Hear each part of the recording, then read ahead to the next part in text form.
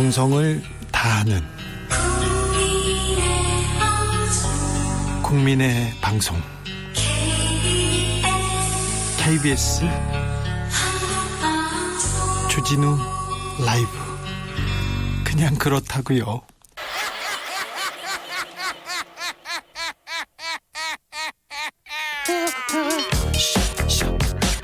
만 가지 뉴스 중 진짜 중요한 뉴스만 쭉 뽑아냈습니다. 주 라이브가 뽑은 오늘의 뉴스 주스.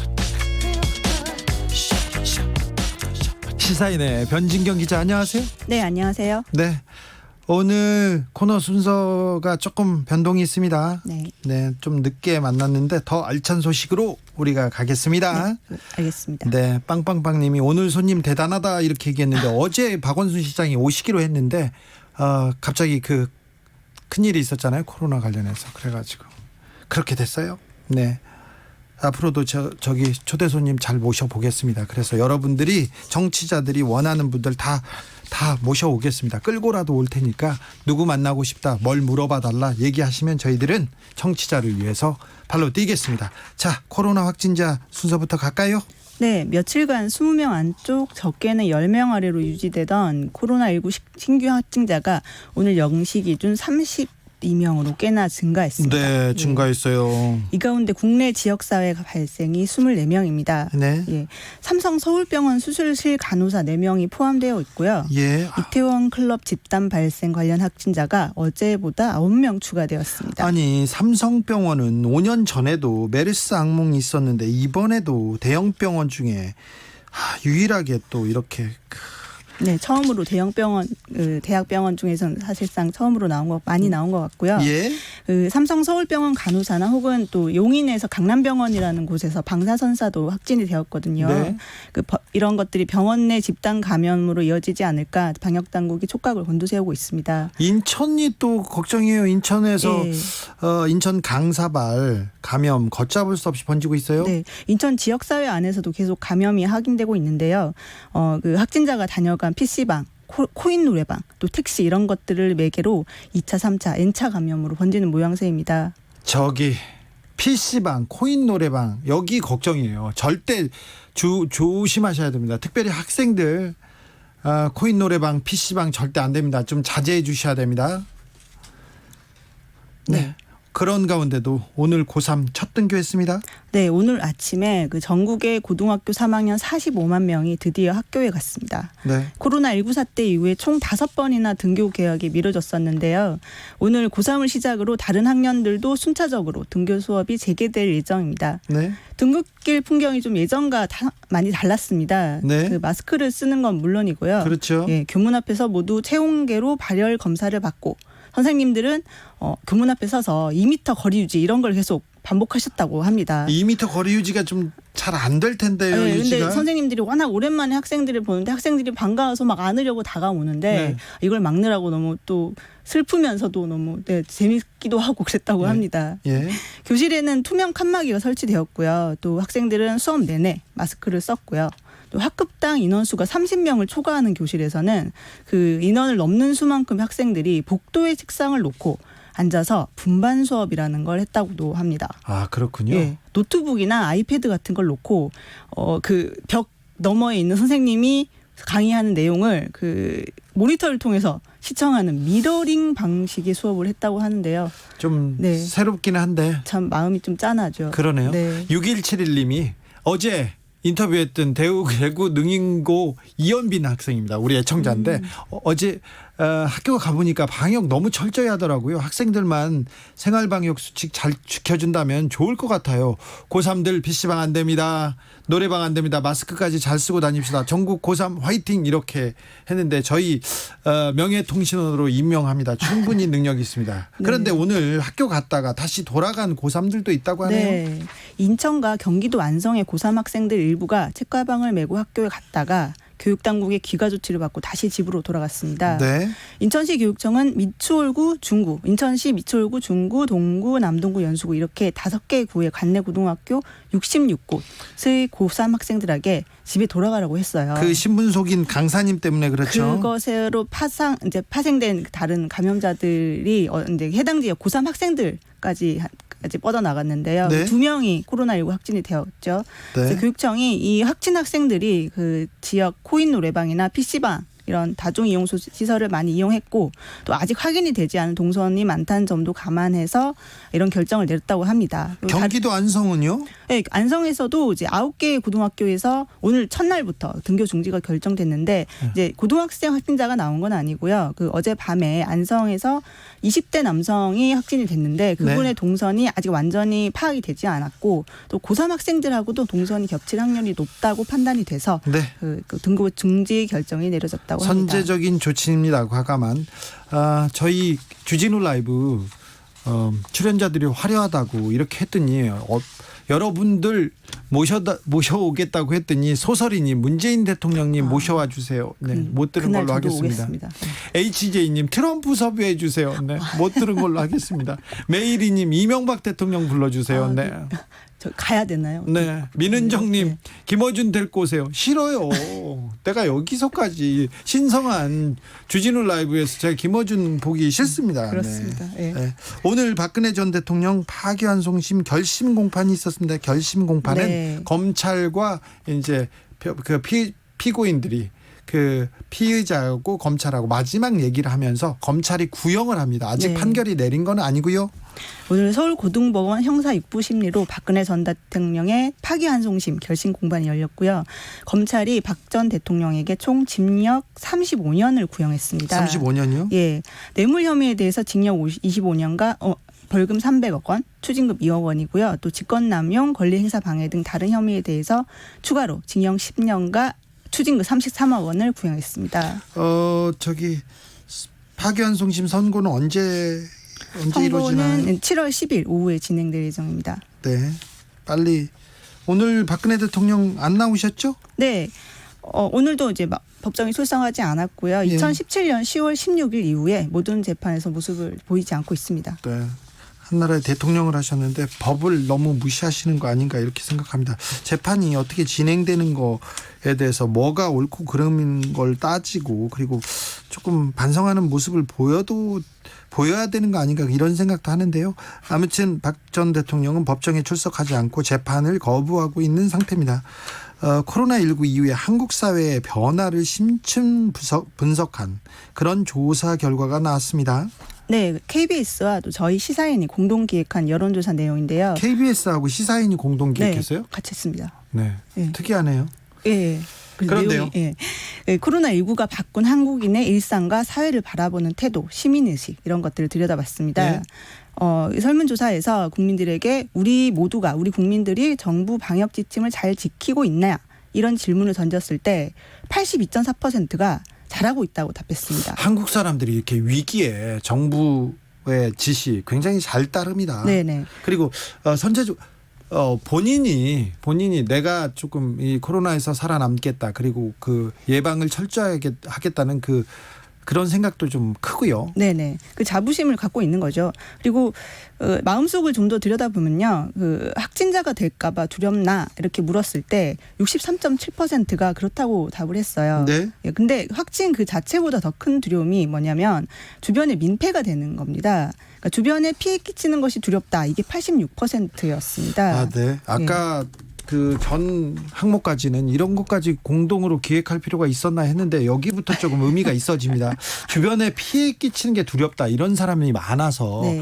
우리 국민들이 마스크를 쓰는 이유도 내가 안 걸리겠다보다 내가 누구한테 옮기지 않겠다는 이런 게 큰 미덕으로 지금 네. 전염병 시대, 코로나 시대에 좀 작용하고 있는 거 아닌가 생각도 해봅니다. 코로나19를 거치면서 우리가 모두 연결되어 있다는 사실은 당연한 건데 이거를 네. 굉장히 절감을 했잖아요. 예. 그래서 내가 민폐가 되기도 하고 또 남이 나한테 민폐가 되기도 하고 내가 민폐가 되기도 하고 이런 거를 서로 이제 인정하고 이해해주는 이런 걸 받아들이고 있다는 생각이 들고요. 예.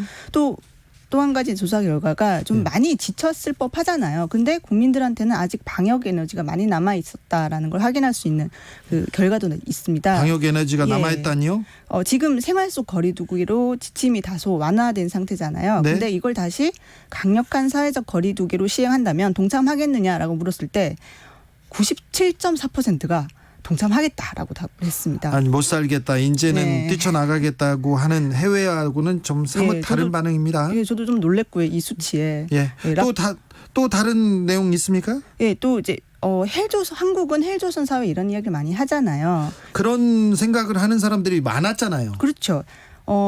헬조선 사회인가라고 물었을 때 아니다라고 답한 사람이 작년 4월 같은 경우에는 35.1%밖에 되지 않았어요. 예. 근데 올해는 이번에는 헬조선 사회가 아니다라고 답한 비율이 70%로 훌쩍 뛰었습니다. 오, 좀 자부심이 생겼네요. 예, 예. 그 사회를 훨씬 더 긍정적으로 또 이제 미래지향적으로 보고 있는 거고요. 예. 근데 이렇게 한국이 방역에 성공한 거는 이제 한국의 유교 문화, 집단 문화를 중시하는 유교 문화, 혹은 뭐 한국 동아시아 국민들은 좀 감시받는데 익숙해서 그런 거 아니냐, 이런 분석들이 좀 서구에서 나오거든요, 사실.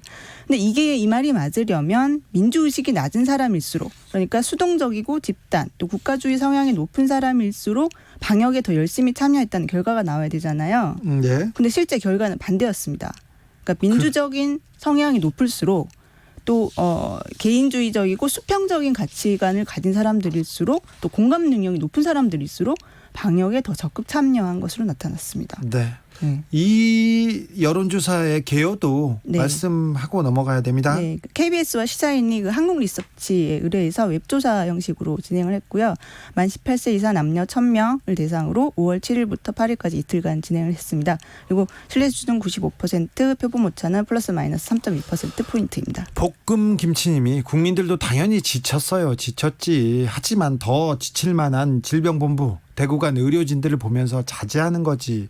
네, 성숙된 시민입니다. 네. 9646님 어쨌든 자랑스러운 대한민국인입니다. 네, 그렇습니다. 계속해서 출연자 모셔달라는 분 많은데 황교안 대표님 모셔주세요. 모시고 싶습니다. 근데 황교안 대표님이 잘 응답은 안 하세요. 안 하십니다. 제가 기도할 테니까 응답해 주십시오. 교회로 황교안 가보셔야죠. 전 대표님. 송호주님 삼성 이재용 부회장 섭외하면 대박인데, 대박은 맞는데 이분이 인터뷰하는 거 보셨어요? 네. 김정은 위원장 그런 거 좀 하지 마세요. 네. 추적 60병님 헌정사상 첫 여성 국회 부의장 김상희 의원 섭외해 주세요. 아, 네. 조금 현실적인. 네, 섭외하겠습니다. 네. 가수 김상희 말고요. 네.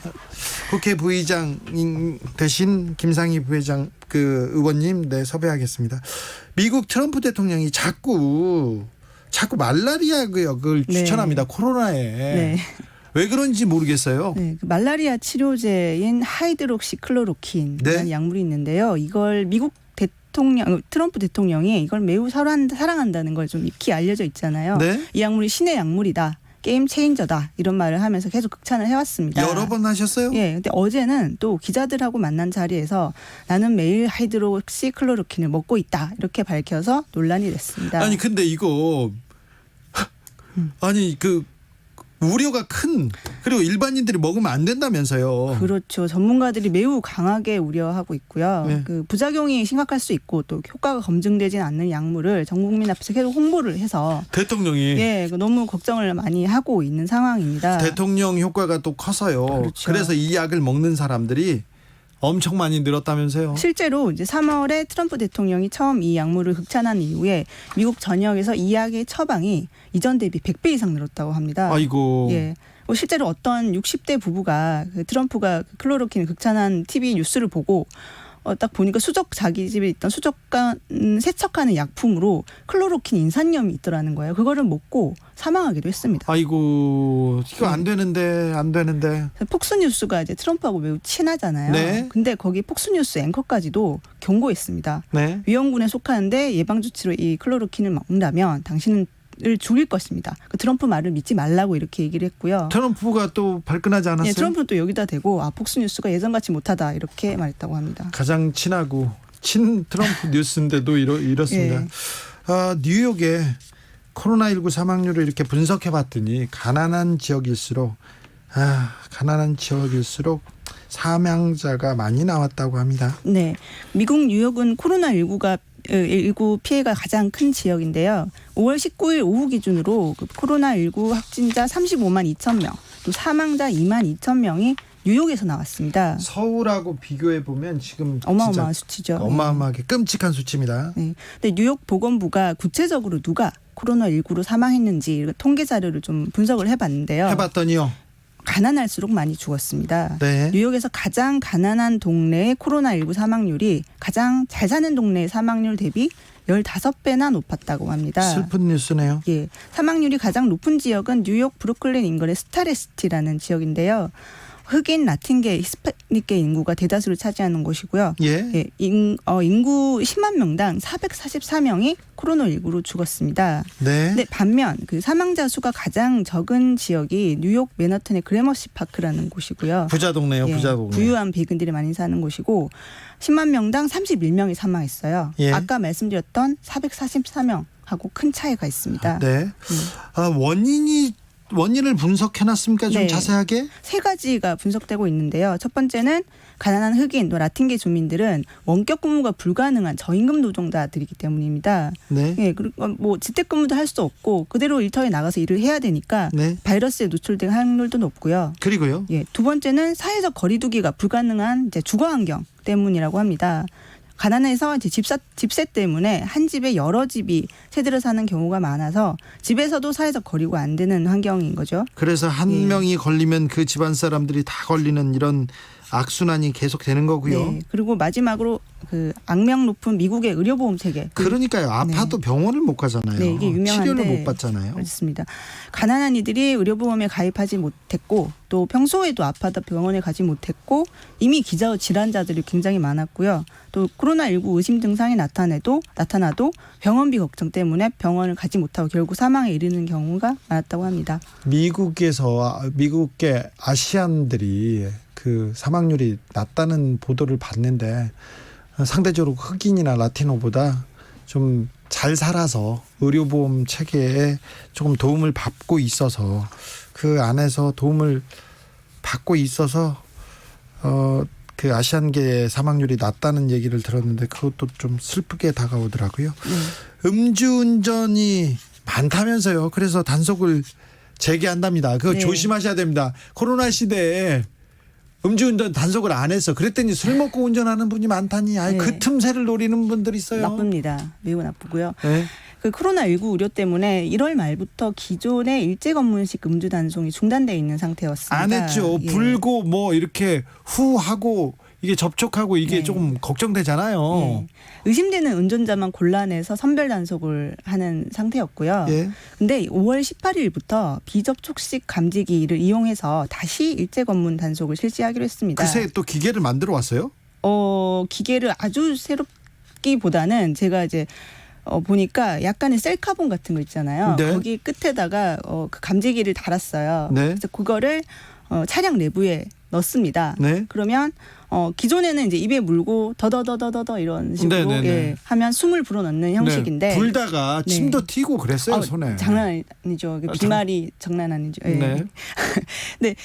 그 막대 장난 죄송합니다. 아닌 거는 그건 좀 이건, 너무해. 네, 죄송합니다. 네. 네, 그 셀카본 같이 생긴 막대기 끝에 음주 측정기를 끼워서 네. 넣을 때 이제 일회용 부직포나 비닐을 씌우고요. 네. 예, 그걸 경찰이 멀찍이서 창문 안으로 넣으면 예. 차량 내부의 공기 속에 알코올을 감지하는 방식으로 음주운전 여부를 가려낸다고 합니다. 네.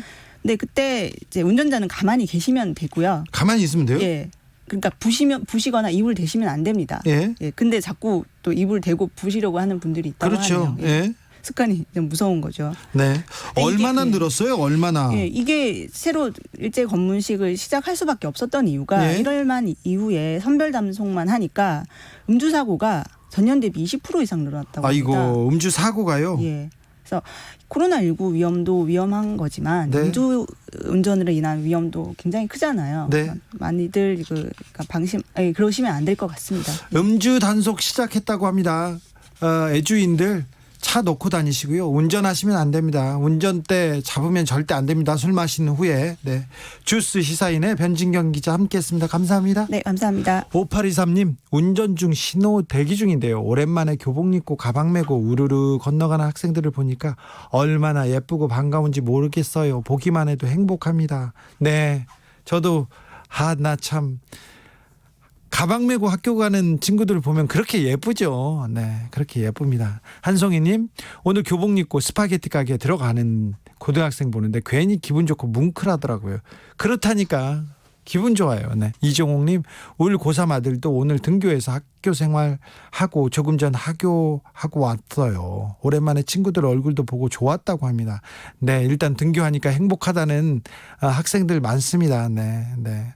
아이들이 마음껏 뛰놀고 공부할 수 있도록 이런 환경을 빨리 만들어주고 싶습니다. 띵똥님, 카투사 우라들도 오늘부터 외출 외박 풀리는데 반가움 반 걱정 반이네요.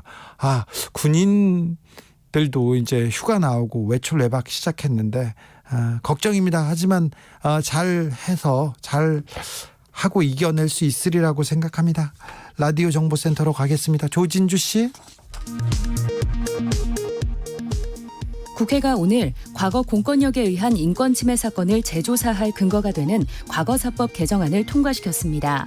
여야는 코로나19 대응 관련 법안 등 100여 건을 처리 중입니다.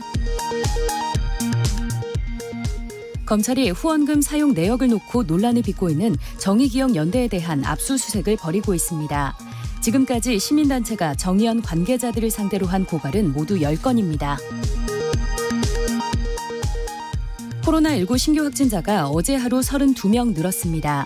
방역당국은 PC방과 노래방 등 다중이용시설에서 여전히 마스크 미착용 사례가 발생하고 있다고 우려했습니다. 경기도 안양시의 자쿠와 음식점 방문자들이 잇따라 코로나19 확진 판정을 받으면서 경기도와 안양시가 전수조사에 나섰습니다. 지금까지 6명이 이 음식점 관련 확진 판정을 받았습니다. 문재인 대통령은 코로나19 사태 속에서 일자리 창출을 위해 추진 중인 한국판 뉴딜에 그린 뉴딜을 포함하기로 방향을 정했습니다. 그린 뉴딜은 대규모 토목공사와는 다르고 녹색 성장 개념의 연장선에 있다고 청와대 대변인이 밝혔습니다. 코로나19 고용위기 극복을 위한 노사정 사회적 대화가 오늘 정세균 국무총리 주재로 첫 발을 뗐습니다. 양대 노총을 포함한 노사정 주체가 모인 것은 1998년 노사정위원회 이후 22년 만입니다. 추미애 법무부 장관이 한명숙 전 국무총리의 정치자금법 유죄 사건과 관련된 논란에 대해 검찰의 수사 관행에 문제가 있다며 구체적이고 정밀한 조사가 필요하다고 말했습니다. 통일부는 2010년 천안함 폭침 직후 도입된 524 조치 실효성이 상당 부분 상실됐다며 남북 간 교류 협력을 추진하는 데 있어서 더 이상 장애가 되지 않는다고 보고 있다고 밝혔습니다. 소상공인 매출 회복세가 6주 연속 이어진 것으로 나타났습니다. 중소벤처기업부는 긴급 재난지원금이 풀리며 소상공인 자영업자의 경기가 점차 회복될 것으로 전망된다고 밝혔습니다. 지금까지 라디오 정보센터 뉴스였습니다.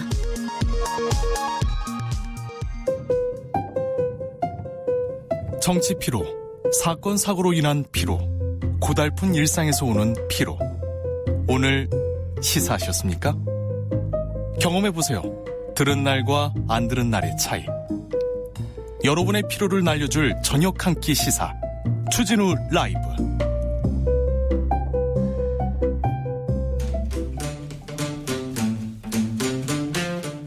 청년이 보고 듣고 느끼는 요즘 우리 사회, 그것이 궁금하다. 청년에게 묻는다.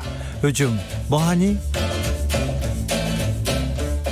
수요일은 청년이 보는 정치, 시사평론가 오창석 씨 함께합니다. 안녕하세요. 네, 안녕하세요. 오창석입니다. 네, 오늘 국회 마지막 20대 국회 마지막 본회의가 있었어요? 네, 맞습니다. 네, 저도 오늘 국회 갔었는데 네. 국회 분위기가 뭐라고 해야 되나요? 오랜만에 조금 들썩거린다고 해야 될까요?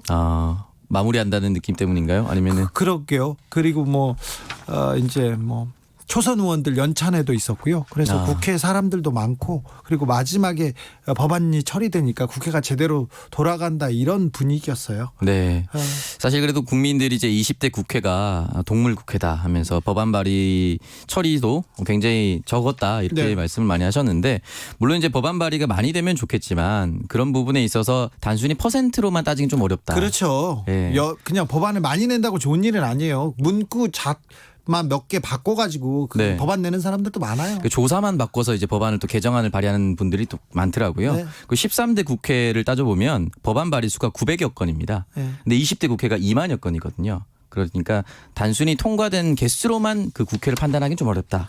그렇게 말씀드리고 싶고요. 네. 20대 국회 누가 열심히 일했고 누가 열심히 일하지 않았는지 한번 조사해 왔습니다. 조사해 왔어요? 네. 조사로 들어가기 전에 네.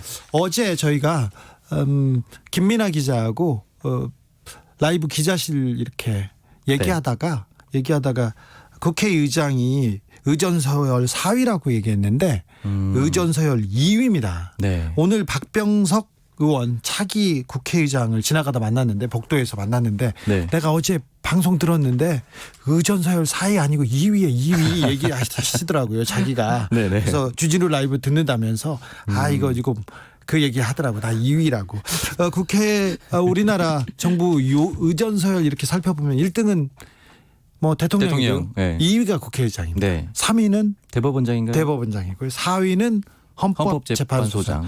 국무총리는 5위입니다. 6위가 선관위원장. 그렇죠. 네. 7위는 여당 대표. 아. 8위는 야당 대표입니다.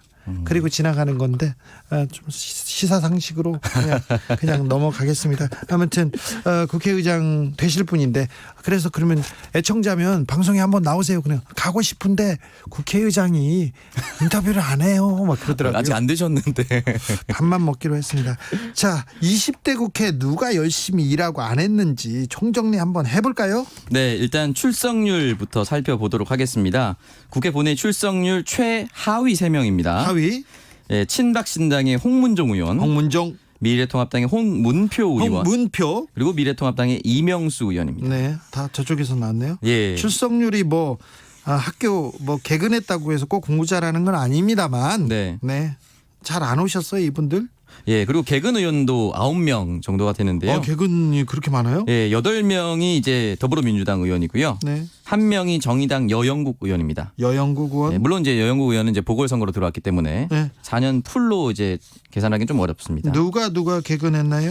네, 더불어민주당의 기동민 의원, 예. 그리고 김상희 의원, 국회 헌정사상 부의장. 최초 국회 부의장이 예. 될 예정이죠. 예. 박경미 의원, 박용진 의원, 박찬대 의원, 인재근 의원, 정춘숙 의원, 조승래 의원입니다. 네, 이렇게 이제 출석을 개근을 했고요. 네, 법안 발의수를 좀 따져보려고 하는데요. 네. 법안 발의수 최하위 3명, 역시나 친박신당의 홍문종 의원, 그래요? 예, 또 그리고 나오나요? 미래통합당의 홍문표 의원도 또 나왔습니다. 또요? 예, 그리고 미래통합당의 전희경 네. 의원입니다.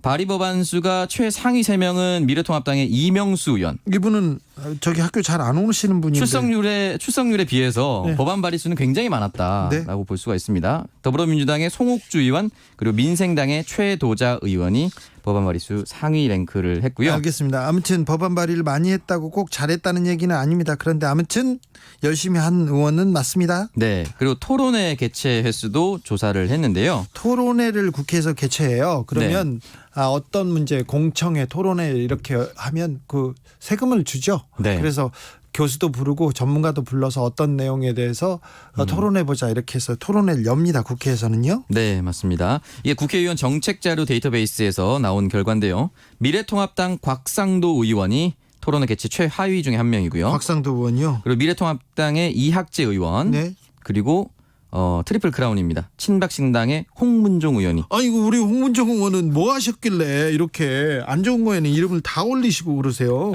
네, 어쨌든 뭐 법안 발의수도 적고 토론회 개최도 별로 안 하셨고 출석도 별로 하지 않으셨습니다. 네.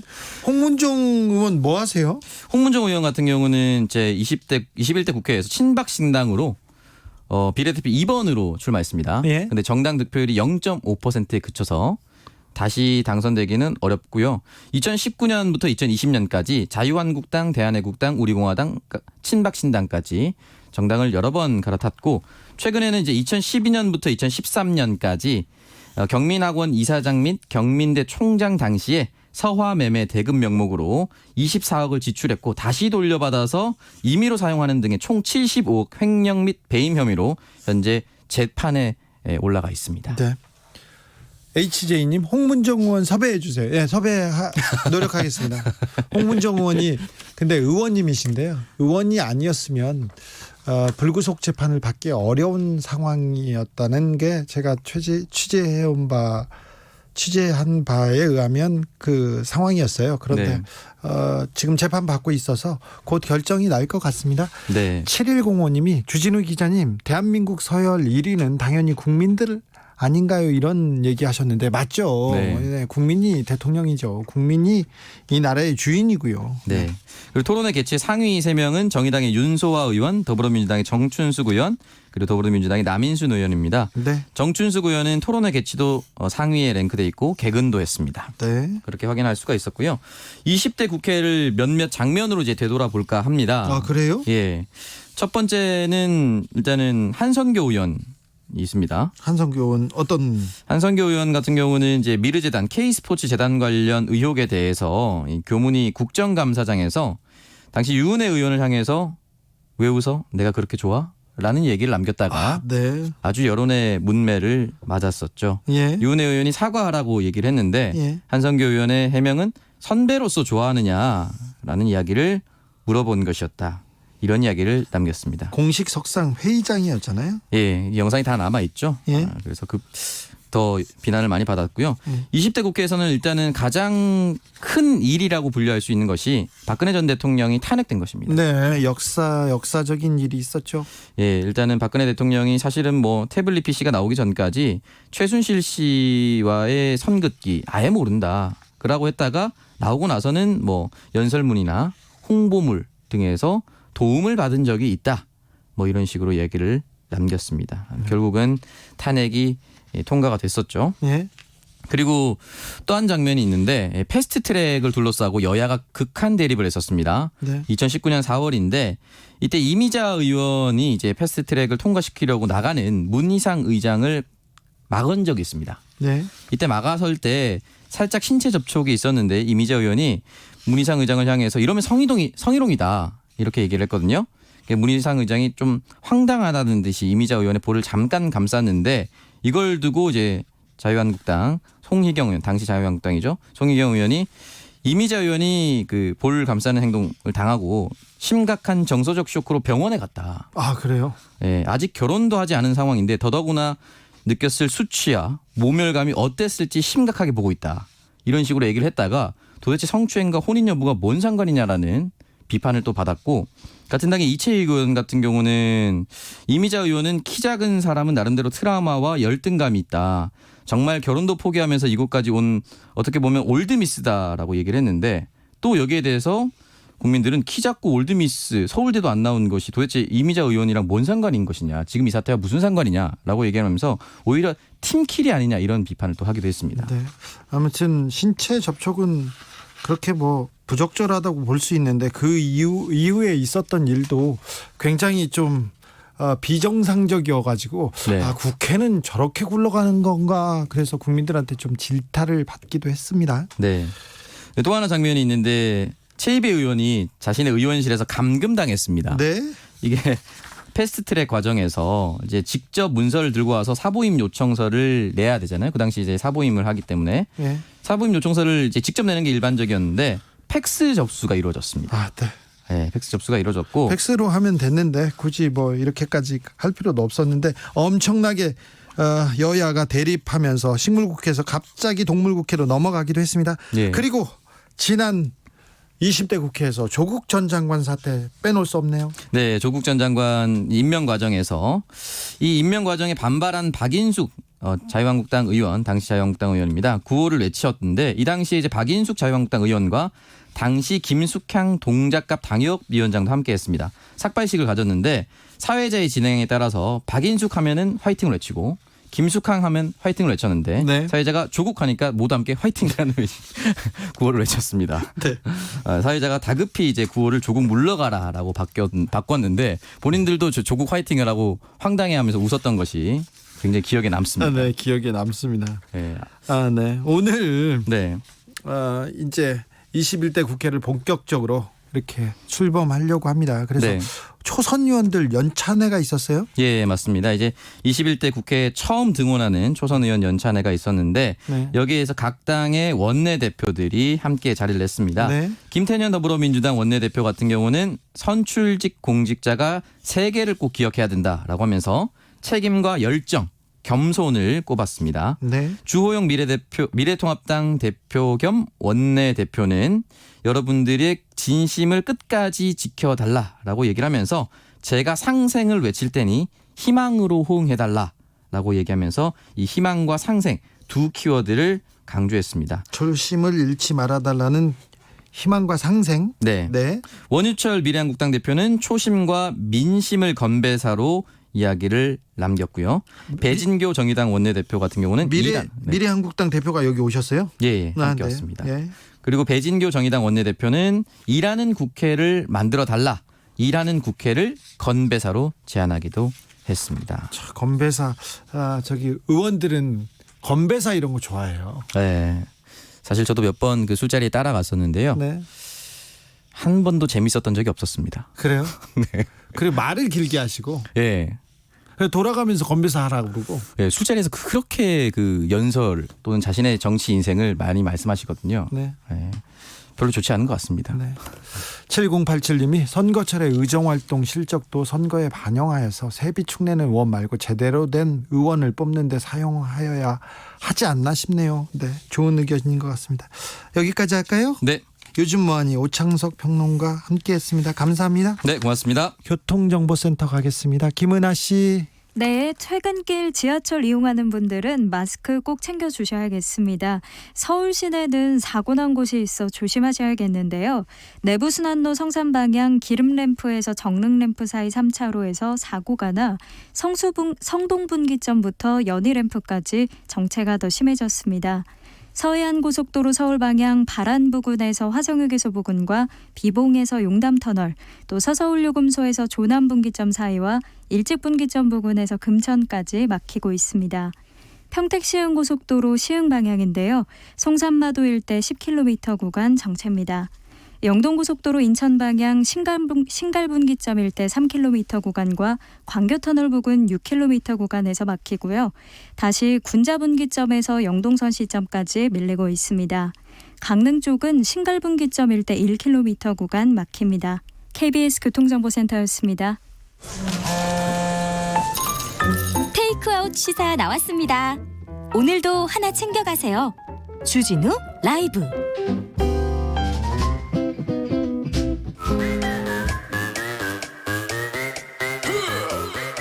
모두 정숙해 주십시오. 재판 5분 전입니다. 재판부 입장하고 변호사들 들어왔습니다. 그럼 사건 번호 0520 오늘의 재판 시작하겠습니다. 함께할 두 변호사 소개하겠습니다. 양지열 변호사 오셨습니까? 예, 나왔습니다. 양절입니다. 박지훈 변호사 출석했나요? 네, 나왔습니다. 네. 오늘 방금 전에 검찰이 국정농단 혐의로 재판을 받고 있는 박근혜 전 대통령에게 징역 35년을 구형했습니다. 네. 이게 좀 구별이 돼 있어요. 뇌물은 25년이고요. 네. 기타 범죄가 10년이고 원래 32년을 선고를 받았어요. 예. 근데 구형량은 아마 비슷한 것 같아요. 예. 구형량은 약간 뭐 범죄가 뇌물 사건 좀 증가한 건 있는데 검찰 특검에서 어디죠? 박영수 특검에서 네. 구형한 거는 35년이고 7월 11일 날 선고가 됩니다. 뇌물 X가 조금 늘어서 그런가요? 액수도 늘었고요. 일단 분리 선고라는 법 자체 위반이 있었다라는 건데 사실 크게 달라질 건 없어요. 근데 저는 이제 지금 이제 계속해서 출석을 안 하고 있기 때문에 네. 국선 변호인이 이제 담당을 해서 변론을 맡았고 뭐 했던 얘기는 직접적인 이익을 취한 바보다는 똑같은 얘기를 했던데 좀 많이 좀 답답하고 화도 나고 어떻게 이제 뭐 일국의 대한민국을 이끌었던 대통령으로서 만약 정말로 할 얘기가 있다면 최소한 법정에서라도 최후 변론이라도 한번 들어봤으면 좋겠다는 생각이 그러니까 들어요. 법을 너무 좀 무시하는 것 같아서 좀 안타깝습니다. 그런데 지금은 이제 그렇게 무시해서 생각했던 것보다 빨리 잊혀져 가고 있는 게 아닌가 또 싶기도 합니다. 네. 예. 뇌물, 특별히 삼성으로부터 받은 뇌물이 커서 지금 징역 25년, 뇌물은 25년인가요? 구형을 네. 25년 구형했어요. 구형 25년 됐고요. 네. 예. 아무튼 결과가 어떻게 나오는지 또 지켜보겠습니다. 오늘 20대 국회 마지막 본회의가 열렸습니다. 조금 법안을 잠자고 있는 법안을 좀 통과시키자 했는데 막차 탄 법안들이 좀 있습니다. 어떤 법안이 통과됐습니까? 가장 눈에 띄는 거는 일단 과거사법입니다. 네. 과거사법은 정말 막차에 막차를 탄 거예요. 네. 김무성 의원이 뭐 어느 정도 역할을 했다고 보입니다. 지금 최승우 씨가 고공농성을 하면서 의원회관 위에서 하다 보니까 그것을 김무성 의원이 손을 잡고 내려온 거거든요. 예. 그리고 본인이 책임지고 통과시키겠다 했는데 책임은 졌어요. 근데 반쪽짜리입니다. 예. 배상이나 보상을 빼버리고 과거사위 출범만 통과시킨 거거든요. 네. 아쉽긴 아쉽지만 어쨌든 그 통과됐다는 건 의미가 있지 않을까 그렇죠. 생각이 듭니다. 아쉽지만 첫걸음을 뗐습니다. 네. 그리고 다른 법안 세월호 김관홍법 통과됐네요. 네, 그때 세월호 사고 이후부터 굉장히 많이 말이 많았던 것들이 예를 들어서 기간제 교사분들 예. 아이들 목숨 구하려다가 본인의 목숨을 잃으신 분들도 그때부터 있었는데 네. 기간제 교사라는 이유로 적절한 대우를 받지 못했었고 이게 말이 되냐고요. 말이 됩니까? 선생님인데 네. 그리고 무엇보다 민간 잠수사 김관홍 잠수사를 네. 비롯해서 많은 분들이 정말 국가가 해야 할 일을 대신해서 하다가 어찌 보면 목숨을 잃으신 분들이 있잖아요. 예. 그분들 돌봐드리지 못했던 부분들 이제 많이 늦었지만 그래도 정상적인 대우를 해드릴 수 있게 됐습니다. 네. 공인인증서 네. 드디어 폐지됐습니다. 전자서명법입니다. 네. 이것도 뭐 폐지될 것이다라고 네. 얘기를 했는데 전자서명법도 개정안이 국회 통과됐고요. 아마 국제 기준을 고려할 것 같아요. 그래서 뭐 인정제도라든지 다른 것들 블록체인 같은 것도 고려가 될 수가 있고요. 이제 앞으로는 공인 인증이 꼭 필요한 건 아니다. 이렇게 생각이 듭니다. 공인인증서가 21년에 쓰였다고 하는데 네. 사실은 저는 아주 최근에 썼는데 네. 공인인증서를 비롯해서 어찌 보면요 우리가 이 IT 기술이 참 좋다 보니까 정석대로 하면 되게 복잡해야 될 것들을 이렇게 약간 꼼수처럼 많이 이렇게 네. 겉모양만 결과만 비슷하게 만들어내는 것들이 있었거든요. 그런 거 많죠. 대표적으로 액티브엑스 많이 꼽혔었고 지금도 비슷해요. 공인인증서 있어도 뭐 은행이라든가 이 상거래 들어가면 그때마다 세번 한 번씩 또 컴퓨터에 또 뭘 깔아야 된다는 네. 거 많이 있는데 공인인증서 법만 뭐 이렇게 할 게 아니라 다른 부분도 좀 같이 좀 했으면 좋겠습니다. 필요 없는 건 좀 없애야 돼요. 네. 네. 저 같은 사람은 그래가지고 은행 가는 게 너무 싫어요. 아, 그리고 컴퓨터 들어가서 뭐 뜨잖아요. 네. 그러면 무섭죠? 네, 못 안 해요. 깔아놓고 안 하- 저도 사실 공인인증서 쓰기 시작한 지 1년도 안 됐어요. 왜요? 예? 그동안은 미뤘죠. 주변에 부탁하고. 저는 그래가지고 1년 전에 폐지됐네. 보고. 아니, 글쎄. 오해하시면 안 됩니다. 공인인증서가 폐지됐다, 법이 폐지됐어도 쓰던 공인인증서를 써도 돼요. 바로 안 쓰는 건 아닙니다. 써도 돼요. 써도 되고. 앞으로 새로 만들어지는 필수로 쓸 필요 네. 없다는 거죠. 아무튼 저는 텔레뱅킹, 인터넷 뱅킹도 안 했어요. 아. 얼마 전에 이제 처음으로 제 전화기에 깔았는데요. PROOK님이 공인인증서 범용 산 사람 환불해 주나요? 이게 무슨 말인지 잘 모르겠는데 뭘 돈을 샀나 보죠? 일반적인 그냥 자격 확인하는 데는 돈이 안 드는데요. 그것보다 추가적으로 뭐 거래하는 데 있어서 쓰이는 분은 수수료를 일정 부분 받았거든요. 분실하고 이럴 때 새로 받을 또 때. 환불은 안 되는 걸로 알고 있어요. 네. 안 된답니다. 네. 네.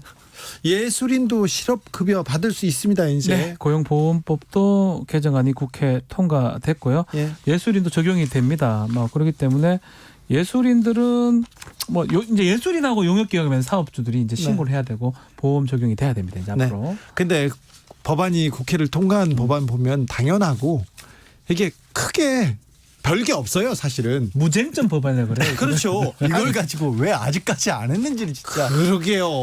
이걸 했어요? 볼모로 갖고 다른 거 얻어내는 거는 정치적 좀 모략입니다. 그러니까 그렇게 앞으로 봅니다. 21대 국회 그럴 일 없었으면 좋겠는 네, 게 박 저도요. 변호사 얘기한 것처럼 쟁점 법안 가지고 싸우는 거는 그럴 수 충분히 있죠. 봐주겠어요. 네, 그렇죠. 근데 진짜 누가 서로 다투지도 않고 다 합의된 내용을 괜히 법사위 같은 데서 자꾸 심사한다고 잡고 있고 그런 모습은 연출을 안 해주셨으면 부탁드립니다. 저도 진짜. 부탁드립니다.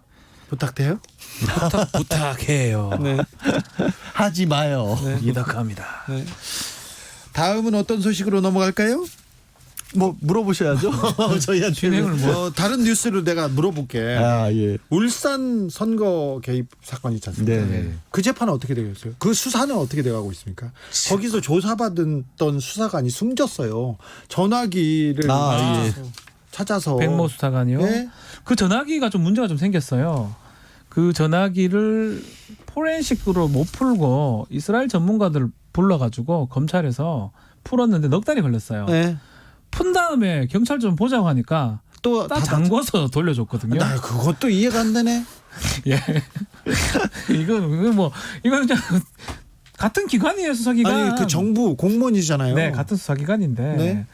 그래서 그러면 경찰 입장에서 또 넉 달 걸려서 풀어야 되겠죠. 예. 네. 근데 되게 이게 말이 되냐고요. 안 되죠. 문제가 있는 게 그래서 안 되죠. 뭐냐면 네. 사실은 울산 선거 개입과 관련해서 황운하 당선인도 기소가 돼 있는 상황입니다. 그러니까 당시에 경찰들이 범죄를 저질렀다고 검찰은 보고 있는 거예요. 예. 근데 그와 관련된 어쩌면 핵심적인 내용이 들어있을 수 있는 증거인데 검찰은 그 증거를 가지고 볼 수가 있고 예. 그리고 검찰은 기소를 했고 경찰은 검찰이 잘못한 것이라고 보고 있는데 경찰은 증거를 확보를 못하는 거예요.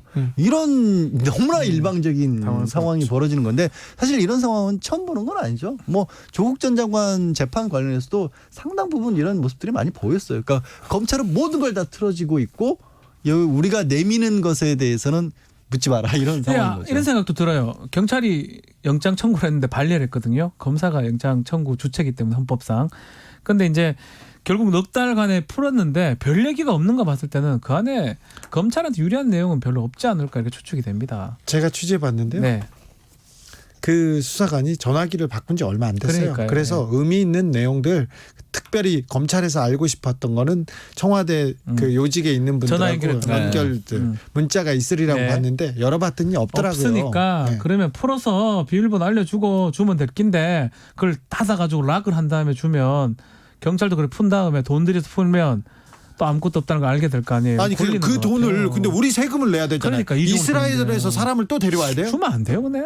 아 나 참 검사들도 진짜 찌질하네요. 죄송합니다. 이런 네. 얘기를 해도 되는지 모르는데 네. 더 그 수위 높은 그 얘기를 하고 싶은데 저도요. 넘어가겠습니다. 공영방송을 참습니다. 그렇습니다. KBS입니다. 여기는 법무검찰개혁위원회에서 검찰 인사개혁 권고안이 나왔습니다. 네.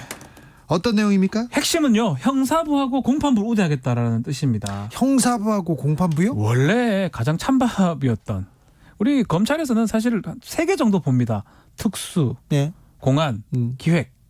그런 업무를 했던 사람들이 승진하죠. 그리고 그분들이 나가서도 돈을 많이 벌고요. 네. 근데 이게 되게 웃긴 게 그런 거예요. 저는 이제 사법시험 치고 나서도 되게 이해가 안 갔던 부분이 연수원 들어가서 검찰 과목들도 배우거든요. 네. 같이 배우는데 특수 배운 적 있어요? 아니요, 배운 적도 특수수사로는 최근에 있긴 한데 배운 적이 없고 그때까지도 결국에는 우리는 법만 배우거든요. 법 전문가들이게요. 그렇죠. 검사들도.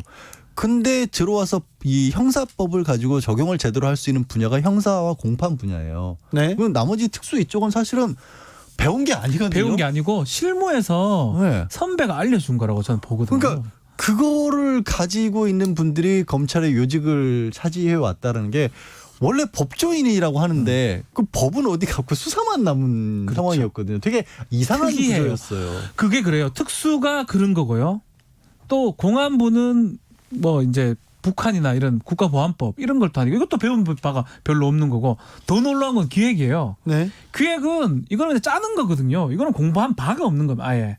근데도 그것들을 하는 사람들이 요직에 가고 승진하고 검사장 가고 뭐 검찰총장까지 가고 이런 현상들이 계속 되풀이 됐었죠. 그래서 사실은 형사공판부를 훨씬 더 많이 5분의 3이라고 하지만 사실은 80%가 형사공판이기 맞아요. 때문에 맞아요. 이것도 그렇게 많은 건 아닌데 저는 이거는 뭐 당연히 가야 될 거라고 보는데 문제는 이제 검찰 내에서 반발은 네. 그러니까 이런 정당하게 가야 될 길을 가는데 이 의미를 좀 축소시키는 반발이 나오는 거예요. 이게 결국에는 윤석열 총장의 특수부 임사들 주변 사람들을 정리하기 위한 수단이다. 이런 식으로 굉장히 작게 만들어 버리거든요. 지금 검찰에서 그렇게 얘기하고 있습니다. 반발하죠. 그런 얘기가 나온다고 이제 언론에 보도가 나오는데 네. 그게 너무 그러니까 큰 틀에서의 우리 대한민국 검찰이 바로 서기 위한 제도 개혁을 하는 것과 윤석열 총장과의 갈등이라고 하는 건 비교할 수 있는 문제가 아니에요. 거기다가 이거를 들여맞춘다는 반발이 되게 좀 어이가 없어요, 사실. 네. 박 그렇죠. 변호사님. 제가 이제 친구 검사들은 제 친구들은 다들 뭐 소년부, 공판부, 형사부 이런 데 많이 있습니다. 잘 나가는 친구가 없네요. 잘 나가지 않죠. 네. 왜 그러죠? 글쎄요. 뭐 박지훈 변호사는 제일 잘 나가는데 방송국 틀면 나오는데. 저는 변호사고요. 네.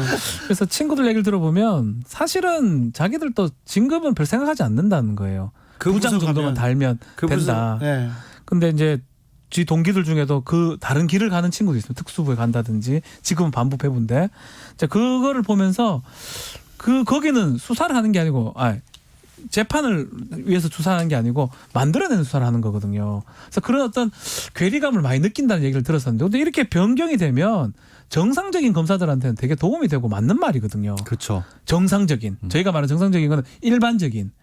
근데 일반적이지 않는 검사들이 이제껏 득세를 했기 때문에 그 부분은 비정상을 정상화하는 뭐 아주 좋은 개혁안으로 저는 생각이 듭니다. 그리고 이 얘기도 나와요. 이제 검사 평가 제도를 좀 단순화하겠다. 네. 이제 복무 평정 제도를 단순화해서 지금은 7단계로 나누고 있거든요. 네. 그걸 3단계로 한다는 건데 7단계면 우리 이제 학교 다닐 때도 5단계 수미양가였어요.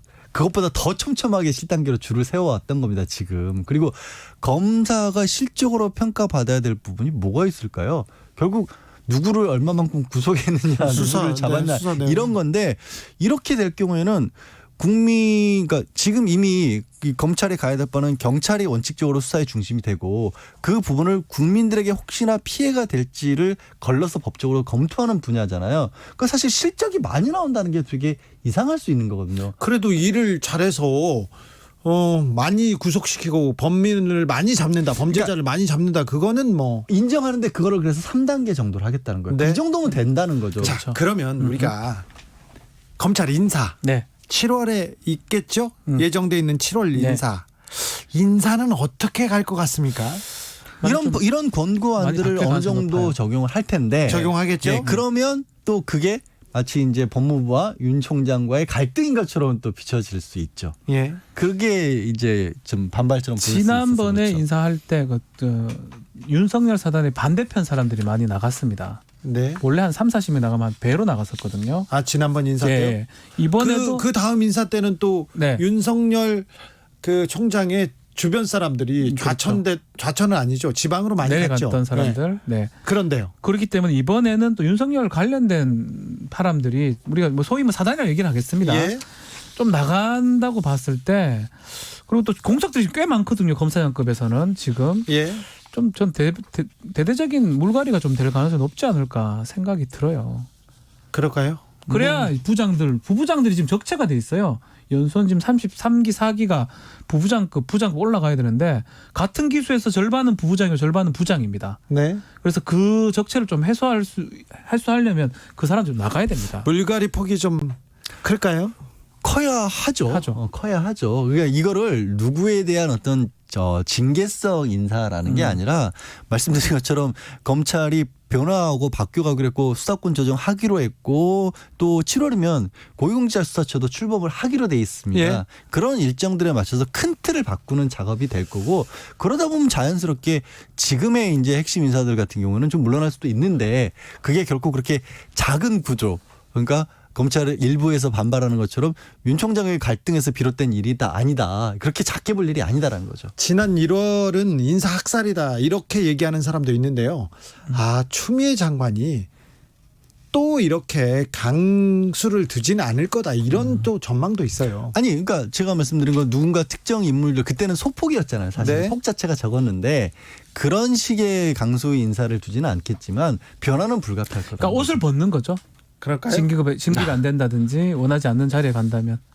네, 윤석열 총장의 측근들 최근에 이광석 부부장인가요? 네. 뭐 그 같은 맥락으로 좀 봅니다. 그분들이 어떻게 인사가 되는지 좀 지켜볼 포인트인 것 같습니다. 여기까지 할까요? 재판 5분 전 양지열 변호사, 박지훈 변호사 함께했습니다. 감사합니다. 네, 고맙습니다. 감사합니다.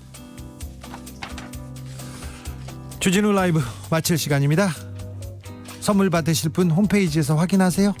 저는 리사 오노의 You are the sunshine of my life 들으면서 주진우 라이브 1부 여기서 마무리 드리겠습니다. 내일 오후 5시 5분에 돌아오겠습니다. 지금까지 주진우였습니다.